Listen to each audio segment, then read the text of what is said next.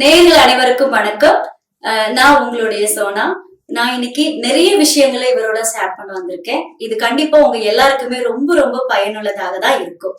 எப்படின்னு கேக்குறீங்களா? நம்ம வாழ்க்கையில பிரச்சனை பிரச்சனை பிரச்சனைன்னு ஓடிக்கிட்டே இருக்கும். எங்க போனாலும் ஒரு பிரச்சனை. அது எப்படியாவது நம்ம சரி பண்ணணும் அப்படிங்கிறதுக்காக நிறைய கோவில் குளங்களை நம்ம சுத்திக்கிட்டு இருக்கோம்.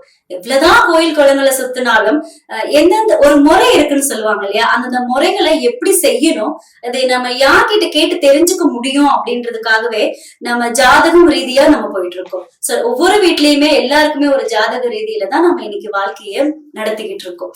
சோ இந்த ஜாதகங்கள் பார்த்து இதுல என்ன பரிகாரங்கள் பண்றது அப்படிங்கறது நம்ம யார போய் அணுகணும்? சோ நிறைய பேர் இருப்பாங்க. சோ நமக்கான இதை கரெக்டா சொல்றது யாரு அப்படின்றது எல்லாருக்குமே ஒரு டவுட் இருக்கும். அதையே யார மீட் பண்றது, யார எந்த ஜோதிடரை பாக்குறது அப்படிங்கிற விஷயத்திலேயே நாட்கள் அப்படியே கடந்து ஓடிக்கிட்டே இருக்கும். அப்படி இருக்கும்போது நமக்குன்னு ஒரு ஜோதிடர் கிடைச்சா எப்படி இருக்கும் அப்படின்றது ரொம்ப சந்தோஷமா இருக்கும். வாழ்க்கையில நிம்மதியான ஒரு வாழ்க்கையை வாழலாம் அப்படிங்கிற ஒரு மனப்பக்குவம் நம்ம எல்லாருக்குமே வந்துடும். அந்த மாதிரியான வாழ்க்கைக்கு ரொம்ப ரொம்ப முக்கியமான ஒரு நிகழ்ச்சி தான் உங்க எல்லாருக்குமே நாங்க இன்னைக்கு கொடுக்கறதுக்காக வந்திருக்கோம். சோ இவர் யாரு அப்படின்னு பாத்தீங்கன்னா, விஞ்ஞான ஜோதிட ஆலோசனை மையம். சோ பாரம்பரிய திருவள்ளுவர் குலவம்சத்துல இருந்து வந்தவர் தான் இவரு. பிரசன்ன ஜோதிடர் சுப மாரிமுத்து ஐயா அவர்களை தான் நாம இன்னைக்கு சந்திக்க போறோம். வணக்கம் ஐயா. வணக்கம்மா. எப்படி இருக்கீங்க? நல்லா இருக்கேன்மா. ஓகே, உங்களை பார்த்தது எனக்கு ரொம்ப சந்தோஷம். நான் நிறைய நிகழ்ச்சிகளை பண்ணிருக்கேன். வந்ததுமே ஐயாவை மீட் பண்ண உடனே ஐயா கிட்ட நான் எதுவுமே கேட்கல. நமக்கு இன்னைக்கு நம்ம ஜோதிட விஷயங்களை பத்தி தான் நம்ம பேச போறோம்னு மட்டும் எனக்கு ஒரு ஹிண்ட் மட்டும் கொடுத்தாங்க.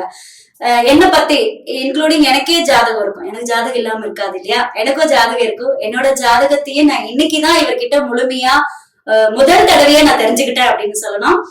அதுலயே ரொம்ப திருப்தியா இருக்கு. எனக்கே திருப்தியா இருக்கு. இதை நீங்க பாக்குறதுனால நான் சொல்லணும்னு சொல்லிட்டு இருக்கேன் அப்படின்னு நீங்க நினைக்க வேண்டாம். ஒரு முறை நீங்க ஐயாவை நீங்க சந்திக்கக்கூடிய வாய்ப்பு உங்களுக்கு கிடைச்சதுனாலும் போன்ல நீங்க பேசியும் நீங்க தெரிஞ்சுக்கலாம். ஓகே, சுபம் பிரசன்ன ஜோதிடர் சுபம் மாரிமுத்து ஐயா. அது என்னங்க ஐயா சுபம்? எல்லாருமே ஒரு ஒரு படங்களை நாங்க பாத்திருப்போம். சுபம்னு முடியும், இல்ல திருமண பத்திரிகைகள்ல சுபம்னு போட்டிருப்பாங்க. உங்க பேருக்கு முன்னாடியே சுபம்னு வச்சிருக்கீங்களே, அத பத்தி ஃபர்ஸ்ட் எனக்கு தெளிவா சொல்லிருங்க, அவங்களும் தெரிஞ்சுக்கிட்டோம். வணக்கம். நீங்க ஒரு நல்ல அருமையான ஒரு கேள்வி கேட்டீங்க. என்ன அப்படின்னு கேட்டீங்கன்னா, சுபம் அப்படிங்கிற ஒரு வார்த்தை எத்தனையோ காலம் நம்மளும் ஜாதகம் பார்த்து எத்தனையோ காலமா நம்ம நிறைய பார்த்துக்கிட்டே இருக்கோம். ஒரு நம்மளுக்கு ரொம்ப வேண்டப்பட்டவர் திருச்சியில ஒரு அற்புதமான மனிதர், யாருன்னே தெரியாத ஒரு கண் பார்வை இல்லாம யாருன்னே தெரியாத அவர் நான் பார்த்ததே இல்லை இது வரைக்கும். போன் மூலியமா அவர் தகவல் தொடர்பு கொடுக்குறாரு. அவரை போய் அப்புறம் நான் சந்திக்கிறேன். அப்ப சந்திச்ச உடனேயுமே எல்லாரும் சேர்ந்து ஒரு கோயில் ஆலயங்களுக்கு நாங்க எல்லாரும் சேர்ந்து ஒரு டூரிஸ்ட் மாதிரி ஒரு பஸ் பிடிச்சு நாங்க எல்லாரும் போனோம். அப்ப இப்படி போயிட்டு எப்பவுமே ஏதோ ஒரு தொழில நம்ம வேலையில இருக்கிறதுனால படம் பார்க்கறதுக்கு அவ்வளவு டைம் இருக்கான்னு நமக்கு தெரியாது.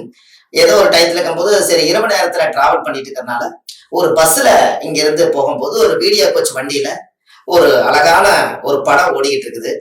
சரி இன்னைக்காவது இந்த படத்தை நல்லபடியா பார்க்கணும் அப்படின்னு சொல்லி ஒரு 2 மணி நேரம் அந்த படத்தை நான் ரொம்ப விரும்பி பார்த்துக்கிட்டே வந்தேன். இந்த பார்த்து முடிஞ்ச உடனேயுமே பாத்தீங்கன்னா எல்லாம் படம் முடியும் போது சுபம் அப்படின்னு முடிச்சாங்க.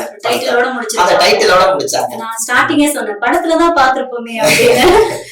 சுபம்னு முடிச்சாங்க. அவர் திருச்சியில நாராயணன் சொல்லி அவர் ஐயா ஒருத்தர் இருக்காரு. அவங்க பெரிய பெரிய மனிதர்களுக்கு தொடர்பு. அப்பேற்பட்டவர் எல்லாரும் ஒரு சீட்ல உட்காந்துட்டு போகும்போது நான் நைட்டு படத்துல சுபம்னு முடிச்சாங்க ஐயா அப்படின்னு பேசிக்கிட்டு இருந்தோம்.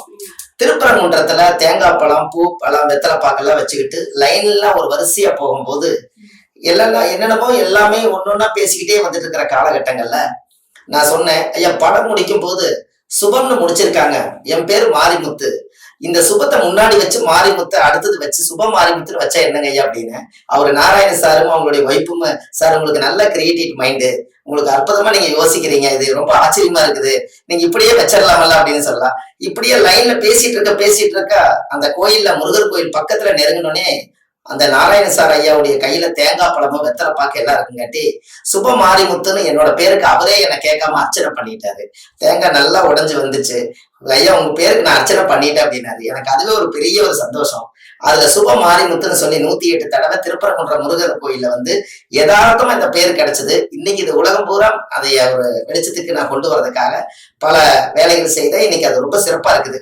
அப்படி வந்ததாங்கம்மா உங்களுக்கு சுபம் மாரிமுத்துன்னு. ரொம்ப எக்ஸைட்மெண்டாவும் இருக்கு, டிஃப்ரெண்டாவும் இருக்கு. ஏன்னா சுபம் மாரிமுத்து அப்படின்றது பேர் என்ன இப்படி இருக்கு அப்படின்னு கூட நான் நினைச்சேன். ஒரு நல்ல ஒரு கதை, இந்த சுபம் உருவானது ஒரு நல்ல திருப்பரங்குன்ற முருகருடைய ஆசீர்வாதம் ஒண்ணு. ஆமாங்க, திருச்சி ஸ்ரீரங்க கோயிலுக்கு பின்னாடி ஒரு நாராயண ஐயாவும் அவங்களுடைய ஒய்ஃப் இருக்காங்க. அவங்களுடைய ஒரு ஒரு யதார்த்தமான ஒரு சந்திப்புல அவங்க கிடைச்சது. இது எல்லாரும் சேர்ந்து இப்ப சுபம் மாரிமுத்துன்னு வச்சு நிறைய வீடியோ நான் பண்ணியிருக்கேன். இது எல்லாமே உலகம் பூரா இப்ப சுபம் மாரிமுத்துன்னு நீங்க யூடியூப் சேனல்ல போய் பாத்தீங்கன்னா நிறைய வீடியோ, நிறைய எளிய பரிகாரங்கள் எல்லாமே சுப மாரிமுத்துன்னு பண்ணது எல்லாமே பாக்குறவங்க எல்லாம் சுபமா இருக்காங்க. அதுவே ஒரு பெரிய விஷயம் தான். ரொம்ப சந்தோஷம். சுப மாரிமுத்து ஐயா உங்களுக்காக நிறைய தகவல்கள் கொடுக்க போறாங்க. இதை நீங்க பார்த்துட்டு இவரை அணுகணும் அப்படின்னு நினைச்சீங்கன்னா உங்களுக்கு நம்பர் இருக்கு. அந்த நம்பருக்கு நீங்க போன் பண்ணீங்கனாலே போன்லயே உங்களுக்கு முழு விபரத்தையும் உங்களுக்கு கொடுப்பாங்க. நீங்க அதன்படி உங்களுக்கு ஒரு பரிகாரத்தையும் நீங்க செஞ்சுக்கலாம். ஓகே, இன்னைக்கு வந்து ஜாதக ரீதியில நீங்க ஜாதகம் பார்த்து நிறைய பேருக்கு பரிகாரங்கள் சொல்லி நல்ல விஷயங்களை பண்ணி கொடுத்துட்டு இருக்கீங்க. சோ என்னுடைய கேள்விகள் நிறைய இருக்கு.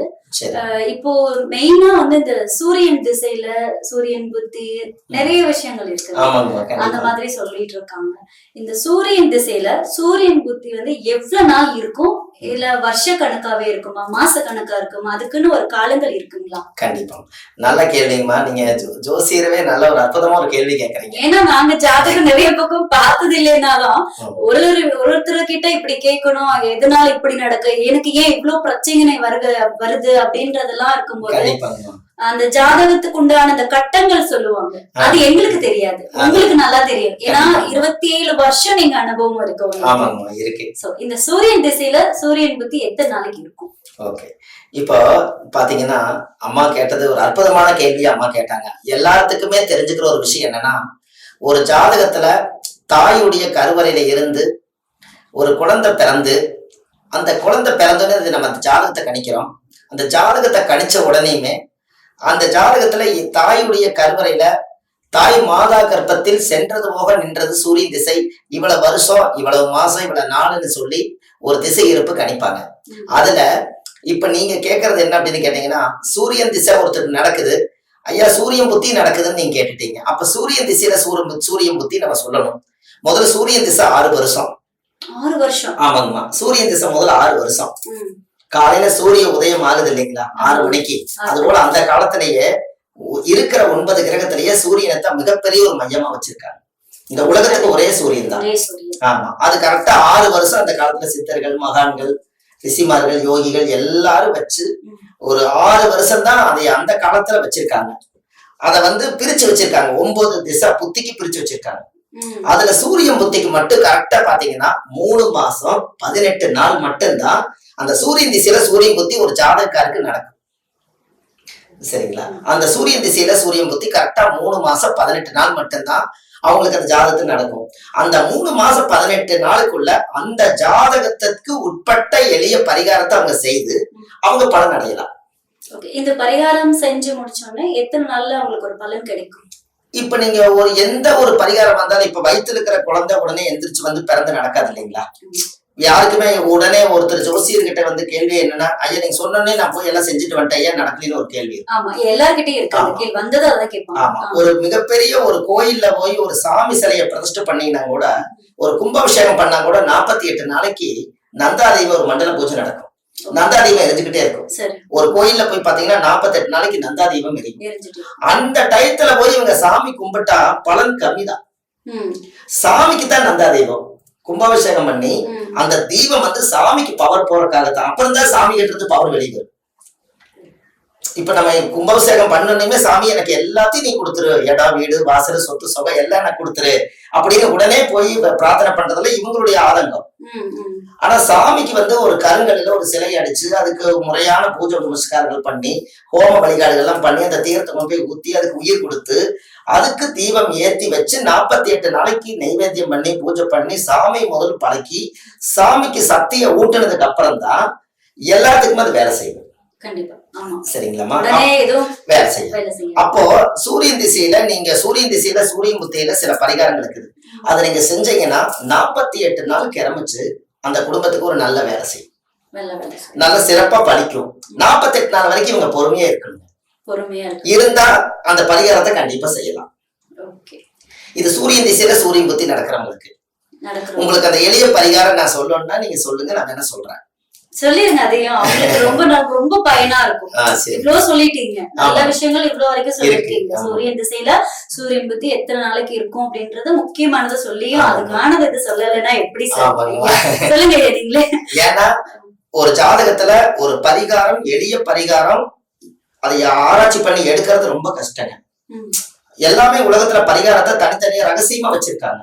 ஆனா அதைய போய் அந்த ரகசியத்தை எடுத்து முறையா நம்பிக்கையோட இவங்க செஞ்சுட்டு வந்தாங்கன்னா அந்த பலன், அந்த திசா புத்தி அந்த 3 மாசம் 18 நாளுக்குள்ளேயே அந்த பலனை அனுபவிக்கலாம்.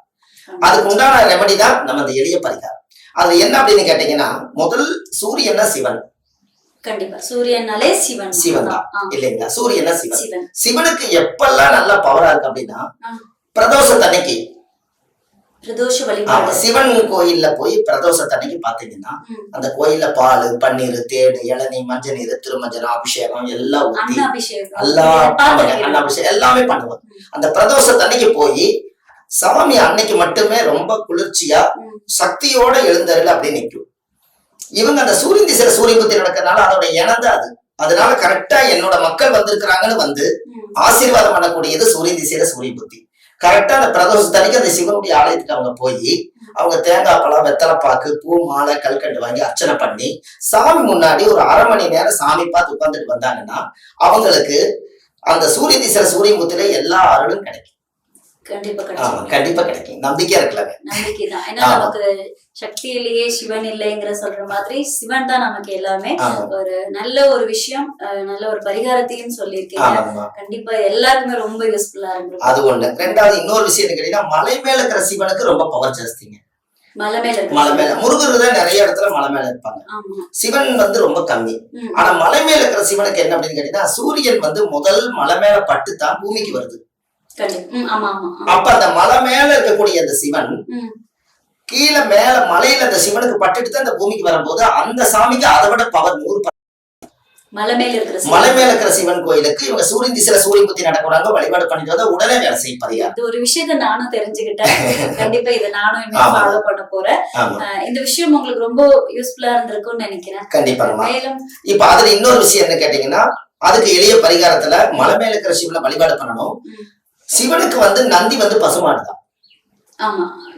நந்தினாலே மாடுதான் இல்லைங்களா? பசுமாட்டுக்கு அகத்திக்கீரையும் வாழைப்பழமும் இவங்க வந்து பசுமாட்டுக்கு தானம் கொடுக்கும். இவங்க இந்த கோயிலுக்கு போயிட்டு வந்தாங்க. எந்த சிவன் கோயிலுக்கு இருந்தாலும் போயிட்டு வரலாம். மூலஸ்தானம் எதுன்னு கேட்டீங்கன்னா, கும்பகோணத்துல சூரியனார் கோயில் இருக்கிற சிவன் கோயிலுக்கு சூரியன் புத்தியில போயிட்டு வந்தாங்கன்னா ரொம்ப பவரா வேலை செய்யும். சூரியனார் கோயிலுக்கு அதுக்கு போயிட்டு வராங்க. வில்வ மாலை வாங்கி சாமி கும்பிடும். சூரியனுக்கு மூலிகை வந்து வில்வ மாலை தானே. அந்த சிவனுக்கு பிடிச்சது அது நீங்க போட்டீங்கன்னா அது கரெக்டா வேலை செய்யும். அதே போல நந்திக்கு வந்து சந்தன காப்பு. பிரதோஷத்தன்னைக்கு நீங்க சந்தன 1 கிலோ வாங்கிட்டு போய் நந்திக்கு பூசி விடுறதுக்கு பிராமணர் கையில கொடுத்து இப்படி எல்லாம் தேங்காய் உடைச்சு வச்சு உங்க பேர்ல அர்ச்சனை பண்ணி சாமி கும்பிட்டு வந்தீங்கன்னா இவங்களுக்கு இந்த சூரியன் திசையில இவ்வளவும் எளிமையா செய்யும் போது கண்டிப்பா இவங்களுடைய வாழ்க்கை சுபிட்சமா இருக்குங்களா? ரொம்ப சந்தோஷமா இருக்குது கேட்கறதுக்கு. ஏன்னா இந்த மாதிரி நம்ம சொல்றத வந்து கேட்ட எங்களுக்கு சீக்கிரம் நடந்தா பரவாயில்லையே அப்படின்ட்டுதான் நம்ம எதிர்பார்ப்போம். இதெல்லாம் நம்ம கரெக்டா ஐயா சொன்னபடி பரிகாரங்கள் நம்ம செஞ்சுட்டோம் அப்படின்னாலே நம்ம கொஞ்சம் ஜெயிச்ச மாதிரி தான். இது கண்டிப்பா நீங்களுமே வந்து முயற்சி செஞ்சு பாருங்க. இன்னும் உங்களுடைய ஜாதக கட்டங்கள்ல உங்களுக்கு என்னென்ன பிரச்சனைகள் இருக்கு அப்படிங்கறதையும் நீங்க இவருக்கு போன் மூலமா தகவல் சொன்னீங்கன்னாலும் போன்லயே உங்களுக்கு பரிகாரங்களை சொல்லுவாங்க. சில விஷயங்களுக்காக மட்டும் நேர்ல வர சொல்லுவாங்க. அதை உங்களுடைய விருப்பத்தை வந்த மாதிரி நீங்க ஐயா வந்து சந்திக்கலாம். ரொம்ப நன்றிங்கம்மா. இந்த சூரியன் திசையில சூரியன் புத்தியில எல்லா மக்களும் போய் இந்த எளிய பரிகாரத்தை செஞ்சு அவங்களுடைய குடும்பம், அவங்களுடைய வம்சமும் நல்லா இருக்கணும் என்று சொல்லி நான் இந்த நேரத்துல நான் உங்களிடம் இருந்து எல்லா மக்களுக்கும் நான் சொல்றேங்கம்மா. நன்றி. வணக்கம்.